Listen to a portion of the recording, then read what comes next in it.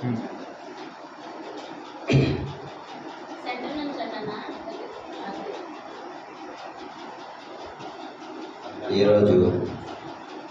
Good Friday అంటే దేవుడు ప్రాముఖ్యమైన రోజు. ఈరోజు వచ్చిన సంఘ బిడ్డలకి, పాస్టర్ కుటుంబానికి అందరికీ శుభాభివందనాలు. ఈ గుడ్ ఫ్రైడే అనేది దేవుడు 7 మాటలు పలికారు. ఇప్పటి వరకు 3 మాటలు ప్రతి ఒక్కరు ఇప్పుడు విన్నాము, ధ్యానించాము. ఇది 4వ మాట ధ్యానించబోతున్నాము. అప్పుడు యేసు ప్రభు పలికినప్పుడు ఇంచుమించు 3 టైం యేసు ప్రభు పలికేటప్పుడు, కానీ అప్పుడు ఈ మాట పలికేటప్పుడు ఆకాశమంతా నల్లగా మబ్బులు మూసుకునేసింది అన్నమాట. 3 మాటలు పలికిన తర్వాత 4వ మాటకి ఆకాశం అంతా నల్లగా చీకటి అయిపోయింది.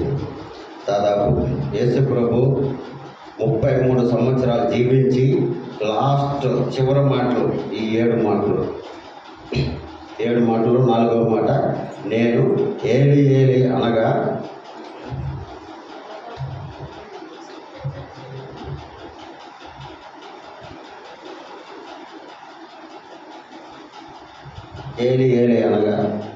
ఏలి ఏలి లామా సబక్త అనేసరి పలుకుతాడు.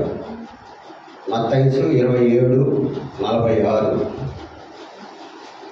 నిజంగానే దేవుడు, నేనే చదువుకుంటాను, వద్దులు ఎవరు చదవరు. అంటే దేవుడు పలికింది, నా దేవా నా దేవా నన్నెందుకు చెయ్యి విడిస్తివి.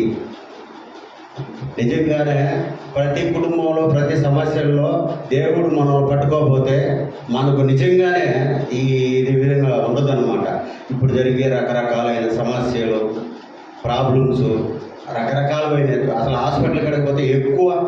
మరి ఈ జీవితం కొంతమంది తాగేసి తందనాలాడి నాశనం అయిపోతూ ఉంటారు. దాంట్లో నేనుగానే ఒకరినే, కానీ ఈరోజు ఇక్కడ నిలబెట్టినాడు నిజంగా దేవుడు. కానీ అక్కడ చాలా మందిని చూస్తే బాధ వేస్తుంది, చాలా భయం వేస్తుంది.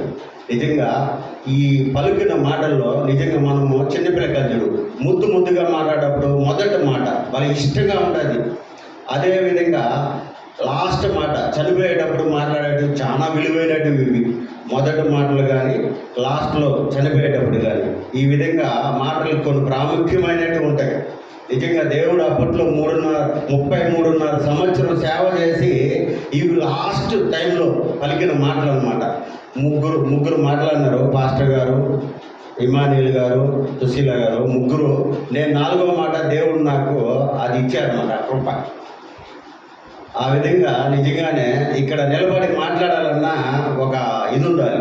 ఫస్ట్ టైం, 2వ టైం నేను ఏం రాసుకునేట్టు మాట్లాడాలన్నా కానీ మాట్లాడలేకపోయాను. ఎందుకంటే ఇక్కడికి వస్తే అదొక విధమైన ఫీలింగ్ అనమాట. నేను ప్రతి దగ్గర స్టేజ్ దగ్గరే ఉంటాను ముందుగా, కానీ ఇక్కడికి వస్తే అది ఎందుకో చెమటలు పట్టేసి కొద్దిగా ఇదైపోతుంది. ఈరోజు ఎందుకో ఒకరు మాట్లాడగలుగుతున్నాను. నిజంగానే దేవుడు కృపాది, నాది కాదు, అది దేవుడు ఇచ్చిన ధన్యతని.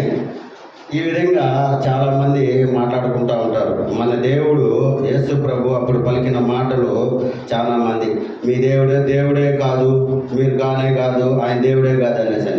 నిజంగా మనకున్నది ఒక దేవుడే, వేరే ఒక దేవుడు లేరు. 10 మంది మనకి చెట్లు పొట్లు అవి ఇవి లేవు. మనకున్నది ఒకే దేవుడు, మనం నమ్మే దేవుడు, సిద్ధాంతం ఒకటే దేవుడు, మన యేసు ప్రభు సిలువలో ఉన్నాడు. కానీ నిజంగానే అందరికీ తెలియంది కొన్ని అన్నమాట. దేవుడు చాలా విషయాల్లో మనం జ్ఞాపకం చేసుకుంటుంటాం. నాకు తెలిసింది ఈ మధ్య యూట్యూబ్లో కట్టిన బాగా ఆమెకి మెడ తిరగకుండా బంగారంతా ఉంటుందన్నమాట. వాళ్ళ కొడుకు చెప్పిన మాట విన్నాడు. వాళ్ళ ఇంట్లో ప్రశాంతం ఉండదన్నమాట. వాళ్ళకి డబ్బులు గిబ్బులు అంతా బాగా, ఆస్తులు అన్నీ బాగుంటాయి, కానీ వాళ్ళ కొడుకు విన్నాడు. వాళ్ళ మొగుడు ఎక్కడికి పోతాడు, ఎప్పుడు వస్తాడు ఎవరికి తెలియదు, ఆయన బిజినెస్ అని. ఈ ఒకటే ఉంటే ఇంట్లో ఒక పాస్టర్ గారిని పోతాడు. పోయినప్పుడు ఈ మాదిగా పాస్టరు మా అబ్బాయి చెప్పిన మాట వెళ్ళలేదని, పాస్టరు మాట్లాడుతున్నది వాళ్ళ అమ్మ ఆడికి ఫోన్పే 2 లక్షలు వేస్తుంది. 2 గూగుల్ పేలో ఒక దాంట్లో ఒక దాంట్లో. కానీ అక్కడ ఎవరు నాశనం చేస్తారంటే బిడ్డని ఆ తల్లే. పాస్టర్ గారి దగ్గర ప్రార్థన, ఆయనకి 1 గంట 2 గంటలు కూర్చుంటే ఆయనకి రూపాయి ఇచ్చేది. మాటలంతా పెట్టి టైం వేస్ట్ చేసి అక్కడ ఊరికే పంపించేస్తుంది అనమాట. కానీ అక్కడ ఆ విధంగా ఆ బిడ్డని అప్పుడు ఆయన చెప్తారు, మా చెయ్యి ఇడిసింది నువ్వేనమ్మా అనేసి. ఆ విధంగా ఈ 4వ మాటలో నా దేవా నన్ను చెయ్యి ఎందుకు విడిస్తీవి అనేసి అని పలుకుతాడు. ఇదే అప్పుడు చెప్తాడు దేవుడు నిజంగానే ఏదో చెప్పాలనుకున్నా కానీ ఇక్కడికి వచ్చిన కన్ఫ్యూజన్ అయింది.